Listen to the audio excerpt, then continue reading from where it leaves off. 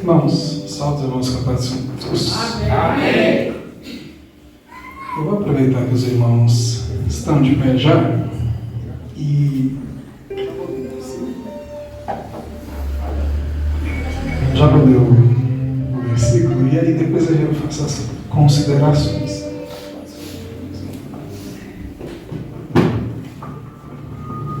Pode ser, confio mesmo. Convido os irmãos para abrirem as nossas Bíblias em Êxodo capítulo 3, versículo 10.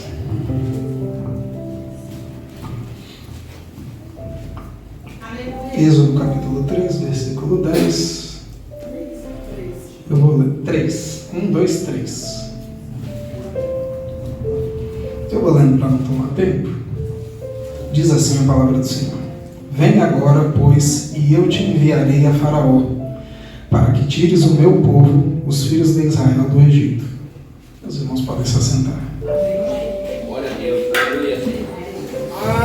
Eu cheguei aqui hoje, eu até perguntei para o Jean, falei, mas hoje é culto de missão mesmo? Tá um culto meio diferente hoje, né?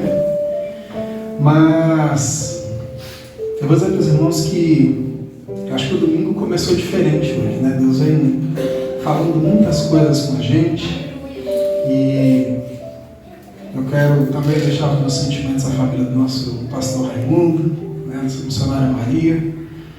E hoje, como a gente estava saindo da escola dominical, irmãos, eu nem falei isso para o Jean na hora, né? Mas eu estava pensando, lembrando de uma coisa com o pastor Raimundo, que a gente estava aqui ensaiando os hinos. E quando ele foi fechar a porta, ele tocou no mesmo assunto que eu estava pensando. Que, acho que há muito tempo atrás, mas a gente, acho que para quem é mais novo aqui na igreja, está acostumado que a gente tem sempre essa congregação aqui, mas por muito tempo a gente teve outras congregações e a gente tinha congregação ali no São Bento. E eu acho que ao longo da caminhada cristã, irmãos, Deus, Ele vai nos ensinando muitas coisas importantes. E eu acho que uma das coisas mais importantes que eu já aprendi na prática foi com o pastor Raimundo. Eu lembro que a gente tinha culto, acho que com muito mais frequência do que a gente tem hoje ali no São Bento, né? Se considerasse as duas igrejas, tinha culto quase todo dia. E, se eu não me engano, uma sexta-feira, um dia mais ou menos como hoje, assim, né? Eu descia cedo para a igreja, cheguei na igreja, estava só o pastor Raimundo, já tinha aberto a igreja. E limpando ali, varrendo a igreja. E eu cheguei, só tinha ele, ajudei a arrumar os bancos. E aí ele foi e começou a orar para abrir o culto. E eu pensei, antigamente tinha escala, né? Eu nem reparei na escala, quem ia pregar, quem ia abrir o culto, que está lá, ele abrindo o culto. E aí chegou o Mateus, da irmã Sônia, e chegou e ficou nós três ali. E o pastor ora. Acabou a oração, só tinha nós três na igreja. E ele começou a cantar corinho. E parecia que a igreja estava lotada. Mas só tinha nós três lá dentro. E ele cantando com a maior empolgação. E aí deu oportunidade para mim, eu fui e cantei um hino, deu oportunidade para o Mateus foi e cantou outro hino. E ele voltou para os corinhos. E foi dando 7h30, 7h40, 7h45 e não chegava ninguém. E o culto lá com nós três.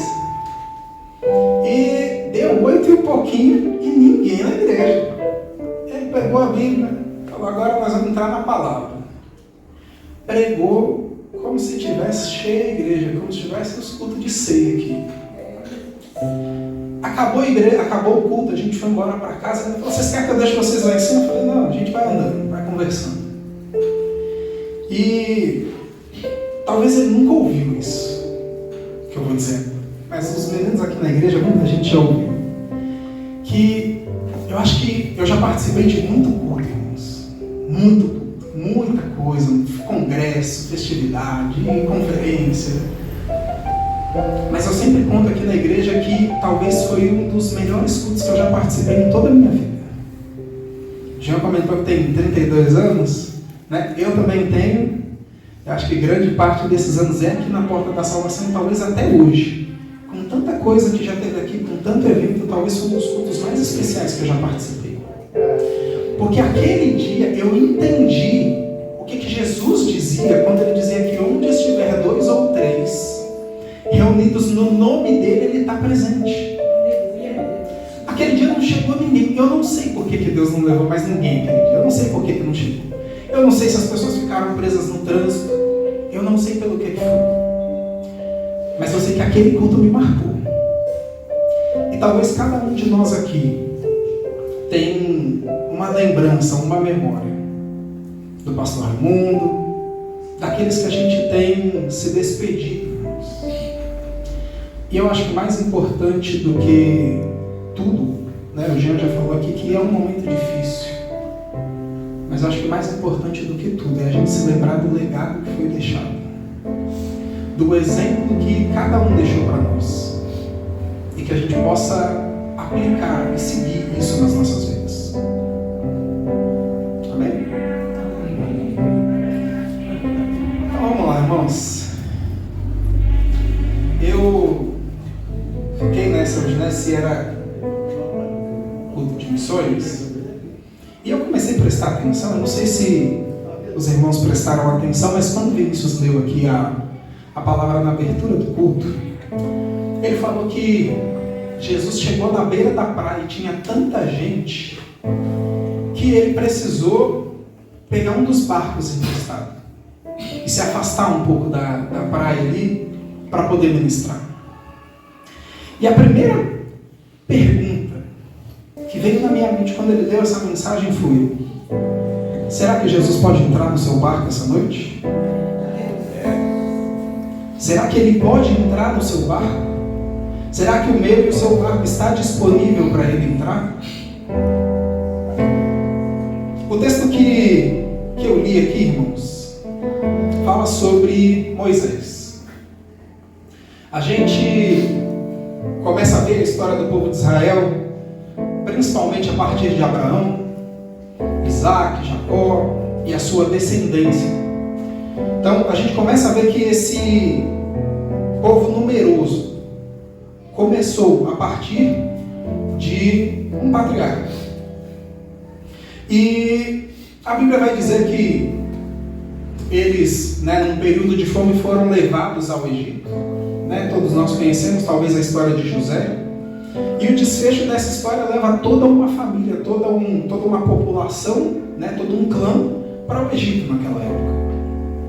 E o faraó, que naquela época era acima de José, conhecia toda a história, entendia o que tinha acontecido nesse passado e fez esse convite para que eles pudessem vir.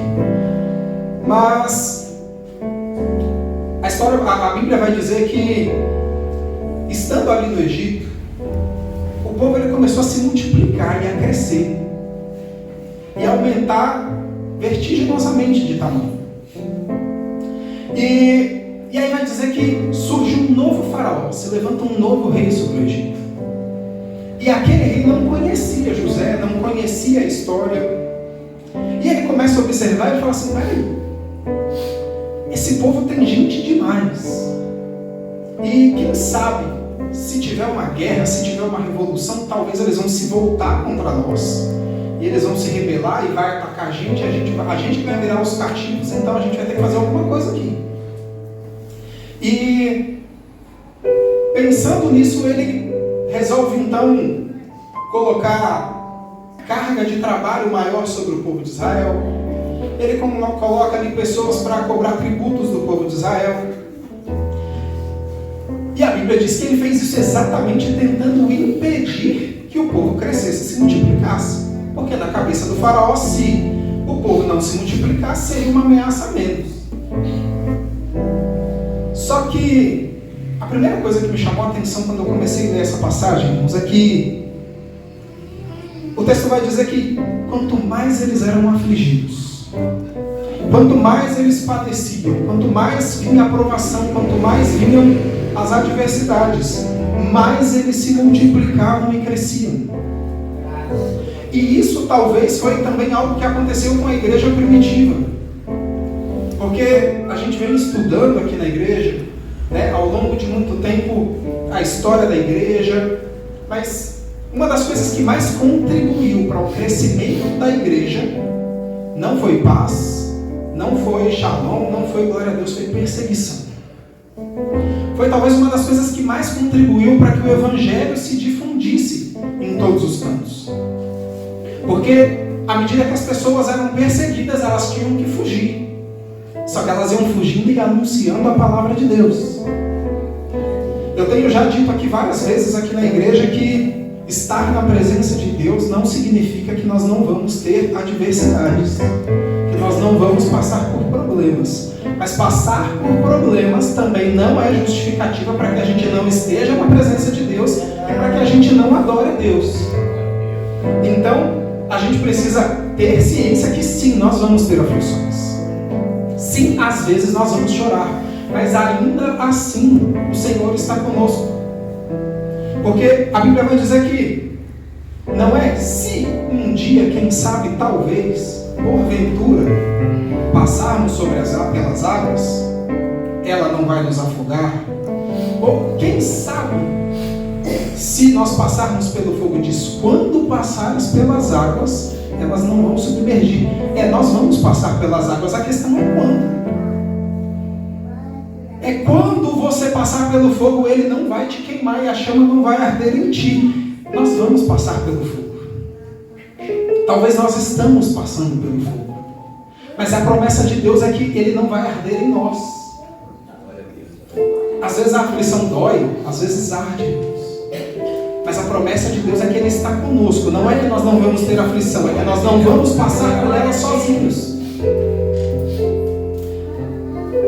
E aí, fala, não, tá bom, então é só trabalho, perseguição. A Faraó fala, não, tá pouco esse negócio. Falou, quer saber? Eu acho que a gente precisa fazer um outro jeito aqui desse povo não crescer mais.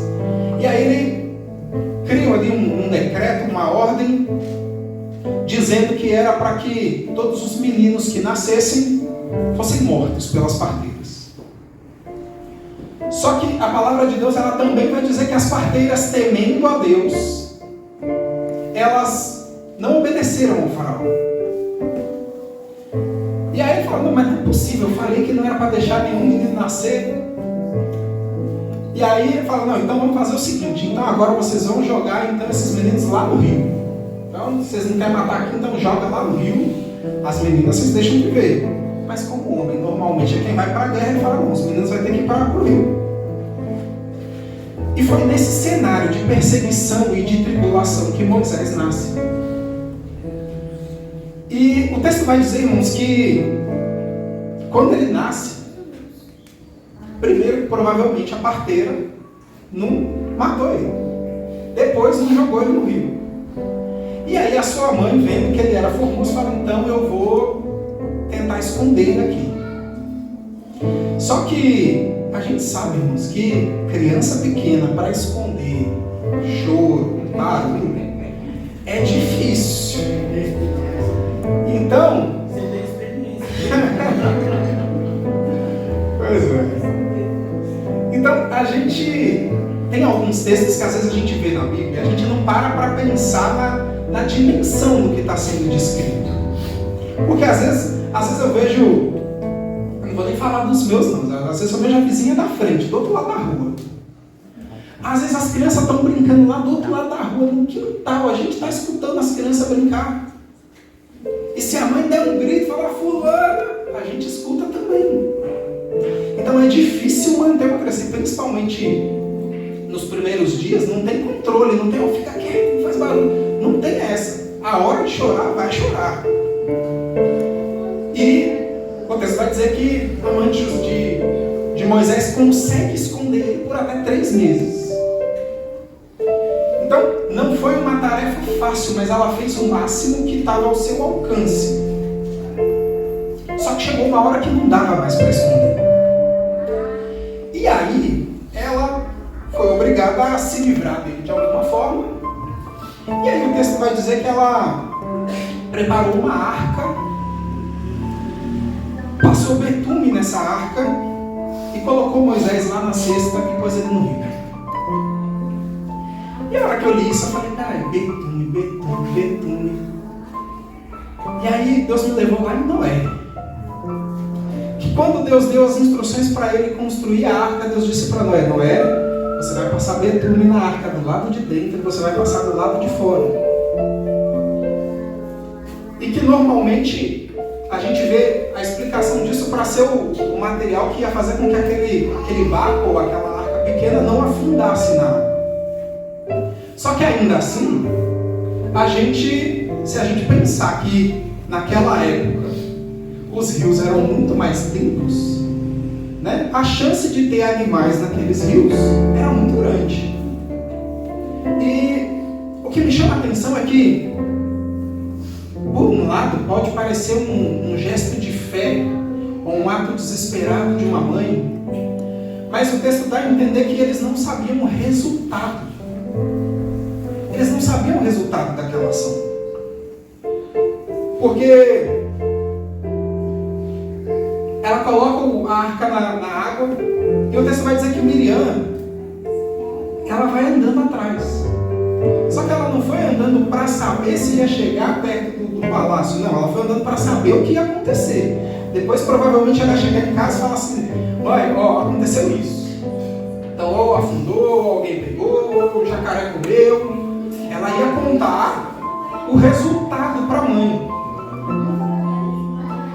E às vezes tem situações na nossa vida que a gente precisa tomar decisões, a gente precisa fazer coisas sem saber qual é o resultado. A mesma coisa aconteceu quando Deus chega para Abraão e fala assim: Abraão, sabe o seu filho Isaac, que você tanto ama? Eu preciso que você leve ele lá no Monte Moriá e você vai sacrificar ele para mim. E a gente fala muito que Abraão era o pai da fé, que ele creu, e realmente ele creu, é por isso que ele está na galeria dos heróis da fé. Só que pode ser que lá no coração ele estava crendo, esperando a providência. Só que ainda assim ele não tinha como ter certeza que Deus ia prover um cordeiro. A gente já falou aqui que muitas vezes a resposta de Deus para a gente é não. Às vezes a resposta dele não é exatamente aquilo que a gente está pedindo. Não é aquilo que a gente gostaria. E talvez numa situação dessa a gente ia ficar na dúvida: eu vou ou não vou? Mas eles entregaram e colocaram no Senhor a confiança diante daquela situação. E assim como Abraão, obedecendo, mesmo sem saber o que ia acontecer, ele obedeceu. A mesma coisa aconteceu com Moisés. A mãe dele colocou ele nas águas, não sabia o que ia acontecer. Mas, de alguma forma, e eu creio que pelo agir de Deus, aquela arca ela foi na direção do palácio. E ela não sabia o que ia acontecer. Miriam não sabia o que ia acontecer. E a filha do faraó, que estava descendo para se banhar nas águas, também não sabia o que ia acontecer. Às vezes as coisas podem mudar de um dia para a noite, ou da noite para o dia na nossa vida. Talvez ela desceu para se banhar como mais um dia. Talvez como ela fazia já há muito tempo. Mas naquele dia tinha uma surpresa ali naquela água. Naquele dia tinha algo esperando por ela. E o texto vai dizer que ela encontra Moisés, toma a decisão de criar Moisés, mas precisava de alguém para amamentar. Aleluia. E Miriam estava ali curiosa, esperando para ver o que ia acontecer. Talvez ela não estivesse esperando aquele resultado, mas quando surgiu a oportunidade, ela falou: opa, deixa comigo que eu te ajudo, minha senhora. Eu sei alguém que pode ajudar a resolver esse problema. Espera só um minuto. E talvez dentro de casa a mãe de Moisés podia já estar sem esperanças, que talvez um dia ia ver o seu próprio filho, que talvez ele estivesse com vida ainda, porque talvez ela já tinha visto tantos outros terem sido mortos pela ordem do faraó. Mas talvez pela confiança, talvez pela obediência, talvez por tentar de alguma forma salvar aquele menino, Deus olhou dos céus e trouxe novidade também para aquela casa. Houve novidade lá na casa do faraó, mas também na casa de Moisés. O filho queria se perder. Na verdade, ele foi salvo E ele voltou para a sua família de origem, até que ele fosse, né, desmamado e crescesse. Então, além da confiança que Deus entregou nas mãos de Joquebede, Deus também, a filha do faraó também confiou naquela mulher mais uma vez, para criar o filho que agora ela entendia que era dela. E mais do que isso, ainda proveu sustento para que ele pudesse ser alimentado, criado, né? Porque quem amamenta precisa estar bem nutrido. E o tempo vai passando, irmãos. E o texto vai dizer que já depois de grande, Moisés ele decide um dia visitar os seus irmãos. E da forma como é descrito, dá a entender que ele já fazia isso com uma certa frequência. Então, muito provavelmente, em algum momento, né, foi descoberto, ficou claro que ele era um hebreu, que ele era de fato filho daquela família. Muito provavelmente, enquanto ele foi crescendo, talvez a sua mãe já ia lhe ensinando também nos caminhos do Senhor, naquilo que ela havia aprendido, por mais que ele estivesse sendo ensinado também nas letras e na ciência dos egípcios. E um dia ele sai para visitar os seus irmãos. E quando ele sai para visitar os seus irmãos, ele se depara, né, com um egípcio maltratando ali um judeu e forçando ele a trabalhar, e ele repara que a carga está pesada, e ele começa a se indignar com aquilo. E aí o texto diz que ele olha para um lado, ele olha para o outro, não tem ninguém. E aí ele vai para cima do egípcio e acaba matando o egípcio. E me chamou a atenção isso no texto, de ele olhar para um lado, olhar para o outro e achar que não tinha ninguém. Porque às vezes a gente pode olhar para um lado, olhar para o outro e achar que a gente está sozinho, que não tem ninguém olhando por nós. Mas a gente não pode esquecer que lá no céu tem alguém olhando por nós. Só que isso também vale na hora que o pecado bate a nossa porta. Porque às vezes a gente pode olhar também para um lado, olhar para o outro e não ver ninguém. E falar assim, não tem ninguém vendo, então está tudo bem. Só que da mesma forma que na hora de consolar e na hora de nos ajudar, de nos auxiliar, tem alguém olhando por nós. Na hora que nós estamos andando por um caminho que não deveria também, tem alguém olhando por nós. Olhando para nós. E aí, a segunda coisa que eu aprendo com isso, e eu aprendi ao longo do tempo, é que muitas vezes, aquilo que começa a nos causar uma indignação, aquilo que começa muitas vezes a ser a prova da nossa vida, ela tem muita relação com aquilo que é o propósito de Deus para nós. Às vezes Deus coloca no nosso coração um sentimento de indignação com alguma situação para que a gente se mova para mudar isso.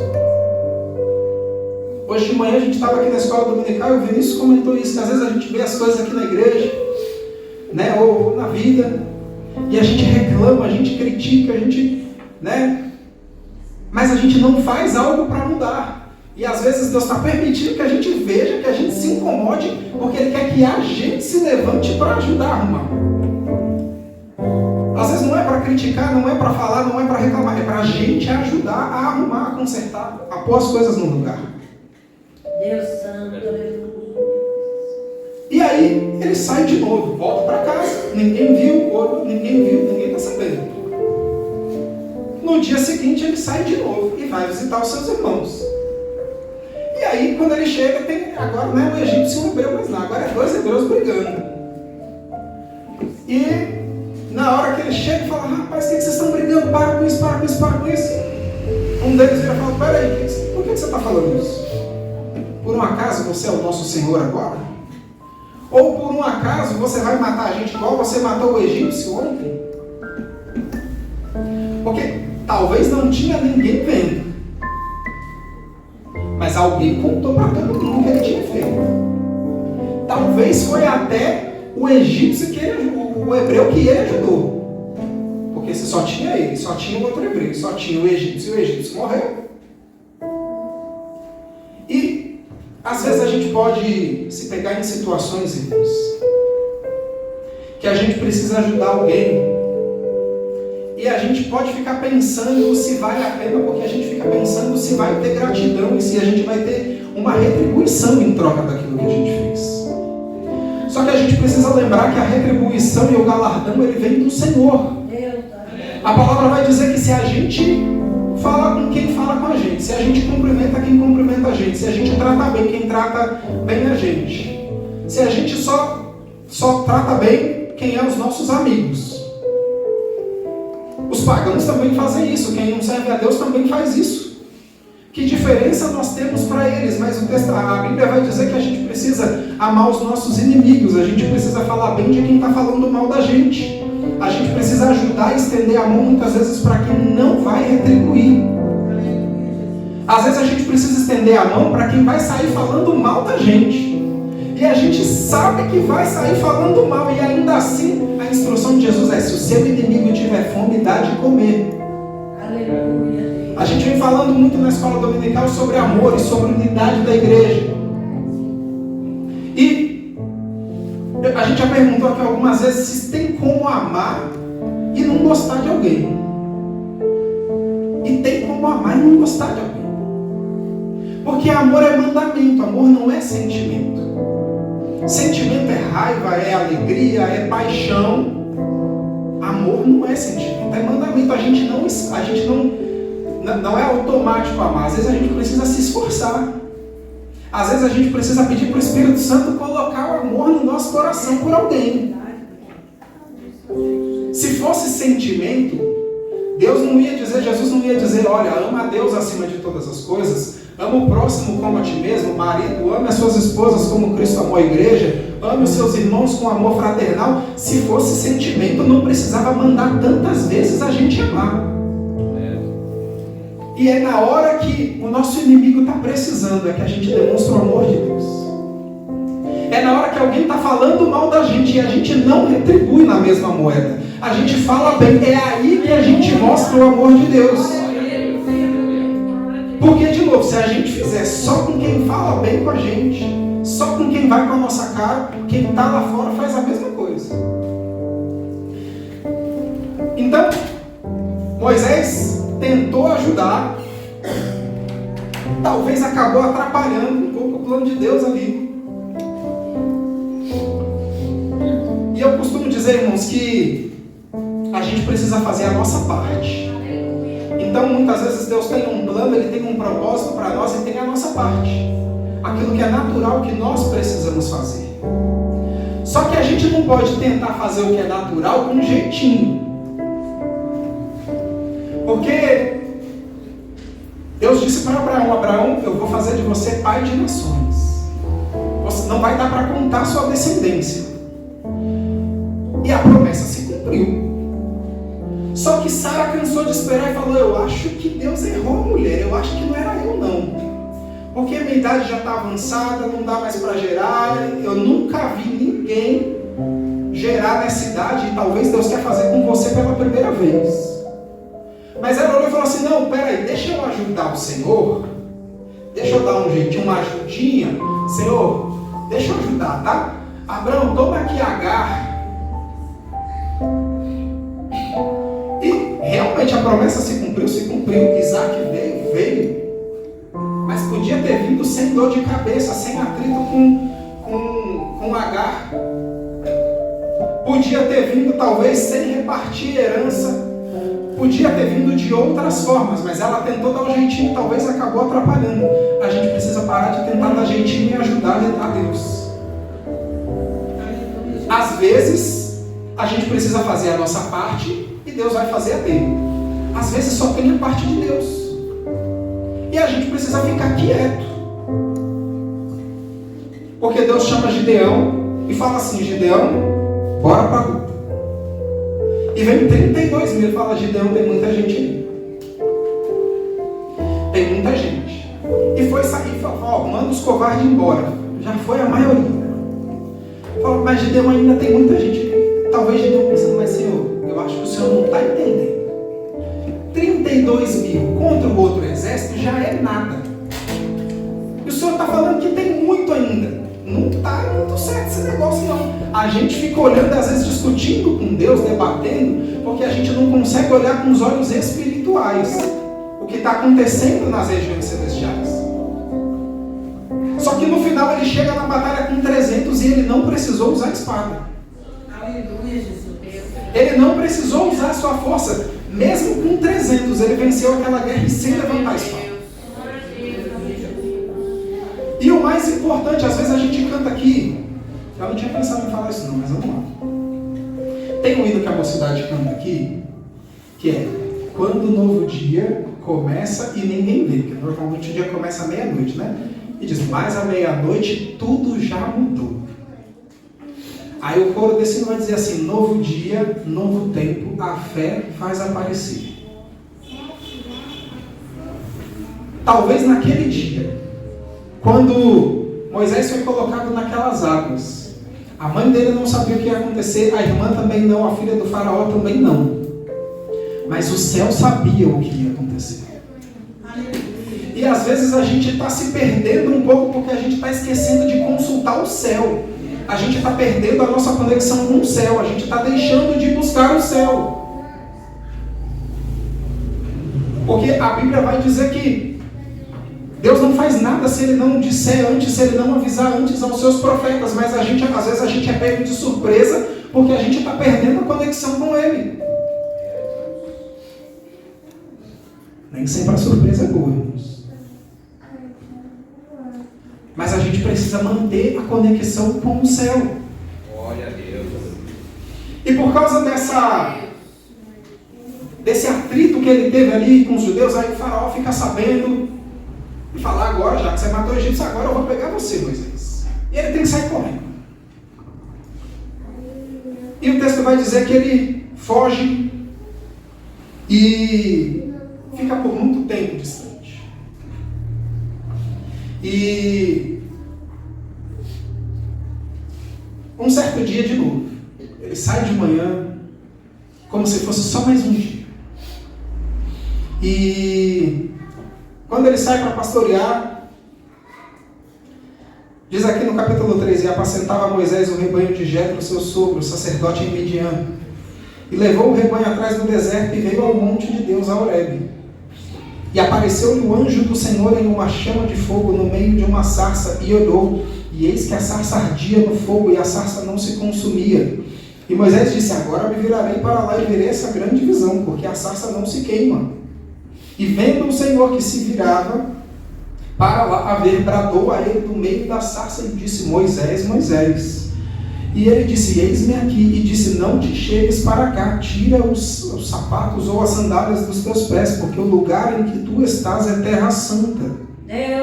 Disse mais: eu sou Deus de teu pai, o Deus de Abraão, o Deus de Isaque, o Deus de Jacó. E Moisés encobriu o rosto, porque temeu olhar para Deus.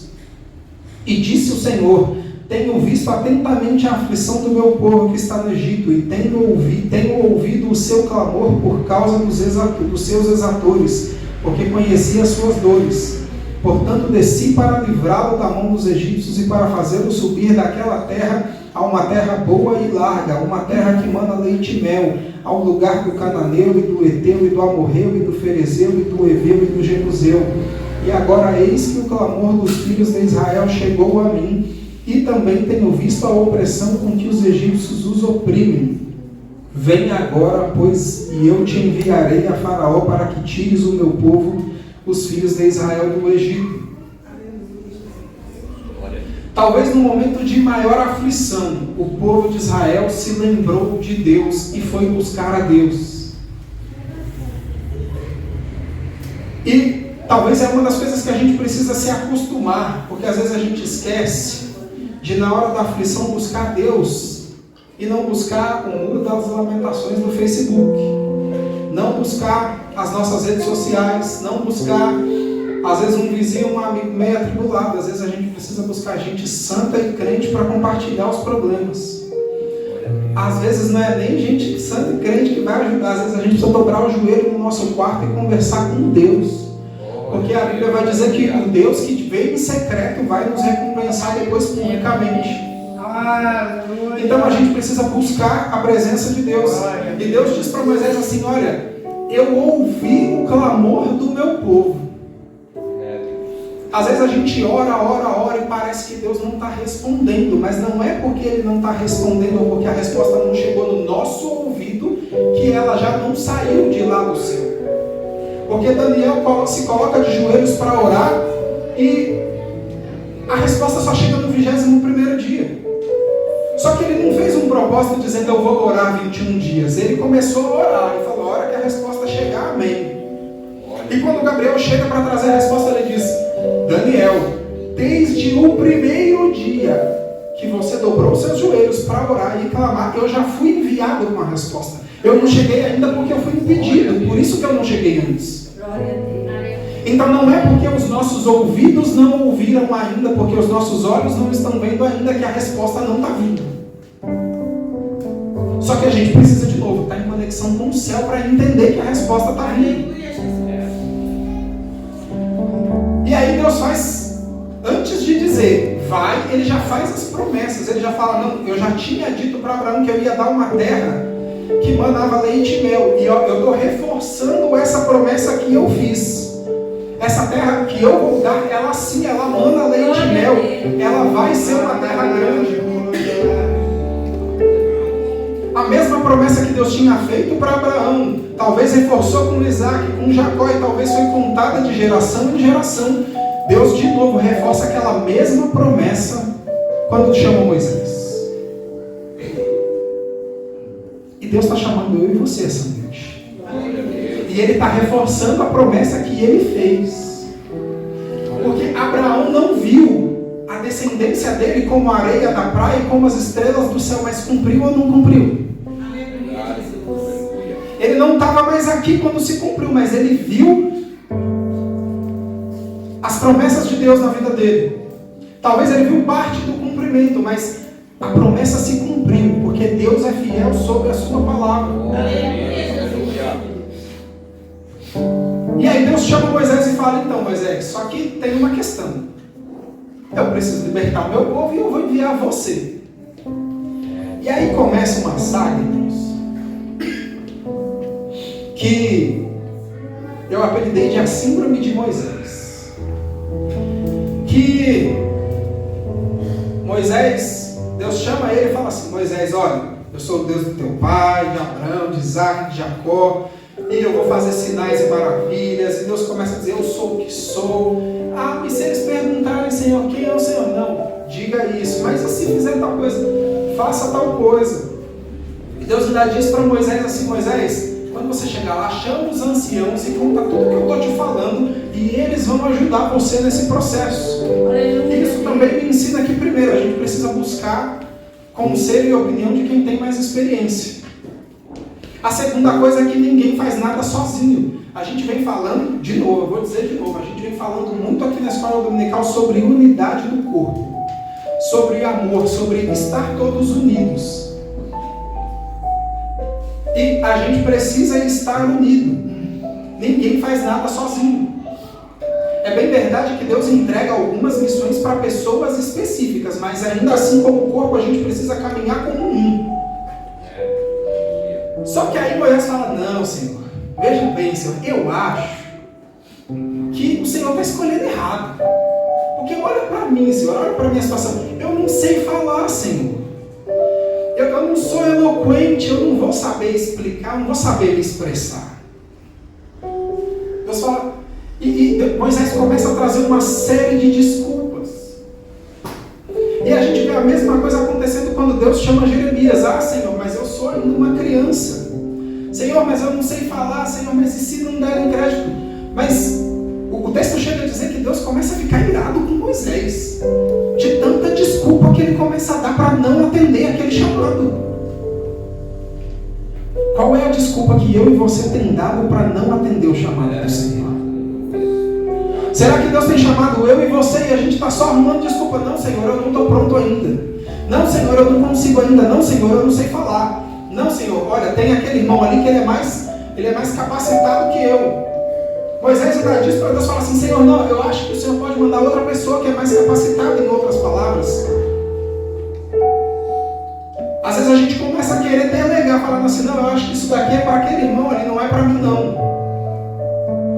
Só que quando Deus chama Jeremias, Deus fala para ele assim, Jeremias, para com a desculpa. E eu sei que tem coisa que está escrita diferente, tá, irmãos? Eu estou dizendo com a linguagem de hoje. Mas, basicamente, o que Deus fala para Jeremias é, para com a desculpa. Para de criar justificativa para não atender o chamado, porque eu falei que você era um profeta para as nações, Jeremias. Só que não foi agora que eu estou te chamando, que eu te dei como profeta às nações, antes que você se formasse no ventre da sua mãe. Eu já tinha visto você, eu já tinha dito que você seria um profeta. Não é quando Deus chama e anuncia e faz uma promessa que Ele está dizendo. Lá em Isaías tem um texto que eu gosto muito, se eu não me engano, é Isaías 46, que vai dizer que Deus é Deus que Ele anuncia o fim das coisas no princípio e que há um conselho no céu. Quando eu e você surgiu lá na barriga da nossa mãe, houve um conselho no céu.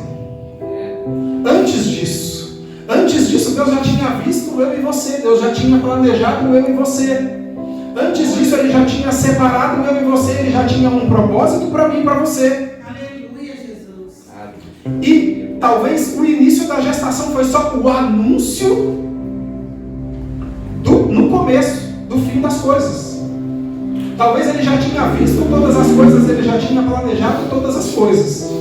Mas Ele começa anunciando a cada parte. Eu tenho dito muito para os meninos aqui na escola dominical que, e às vezes até aqui no culto, que o propósito de Deus para nós, eu brinco que é um quebra-cabeça de 500 peças. Deus vai dando uma peça de cada vez, sem a caixa para a gente olhar o desenho final.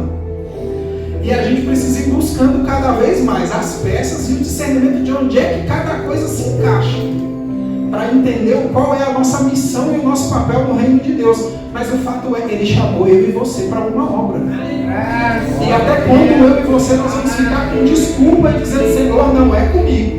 Senhor, é com a irmã. Senhor, é com o pastor Osmar, não é eu. Senhor, eu não tenho capacidade. Nós precisamos estar dispostos. E o mais importante, quando Deus chama Moisés e diz assim, Moisés, eu ouvi o clamor do meu povo no Egito. Tem gente clamando a Deus agora. E você é a resposta. Que alguém está clamando agora. Tem gente que está orando agora, falando, Senhor, eu preciso de uma resposta, eu preciso de alguém, eu preciso de um abraço. E a resposta que Deus quer mandar é você. E eu e você, a gente precisa estar disposto e preparado. E às vezes a gente pode achar assim, Emerson, mas eu não estou forte, eu não estou bem, eu não estou... É nesse dia que a gente precisa ajudar alguém a estender a mão. É no dia que a gente está mais fraco, é no dia que a gente precisa do consolo. Vem alguém numa situação pior e Deus fala, consola aí. Enquanto a gente está consolando o outro, Deus está consolando a gente. Enquanto a gente está abençoando o outro, Ele está abençoando a gente. Enquanto a gente está cuidando do outro, Ele está cuidando de nós, da nossa casa, da nossa família. Só que Deus está chamando Moisés hoje. A gente vai dar desculpa, ou a gente vai sair daqui igual Moisés, que reclamou, bateu o pé, Senhor, não é comigo, mas o texto diz que ele foi. Se queria, se não queria, se foi com medo, com frio na barriga, eu não sei, mas ele foi.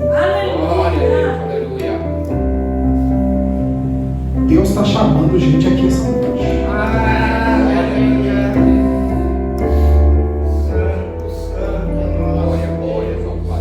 E é a última coisa que eu vou dizer, irmãos. Eu acho que nos últimos tempos, cada vez mais, a gente não sabe como vai ser o dia de amanhã. Jesus está vindo aí, Ele está às portas. Só que talvez a gente não vai ver o céu se abrir e Ele vir com grande glória e poder nas nuvens. Ele pode voltar para cada um de nós, talvez essa noite. Nós estamos preparados? Como está a nossa vida diante de Deus se Ele voltar para nós hoje? Deus está nos chamando para ter de novo conexão com o céu, para buscar cada vez mais, porque se o alvo é o céu, a gente precisa querer cada vez mais estar lá. A gente tem plano aqui, a gente quer estar aqui, quer aproveitar as coisas, mas uma hora Ele vai nos chamar, e a hora que Ele chamar, a gente precisa estar pronto para atender o chamado. E enquanto Ele não nos chama para ir para o céu, nós precisamos estar prontos para atender o chamado aqui. Porque tem gente que está clamando, orando, chorando, pedindo, e a resposta é você.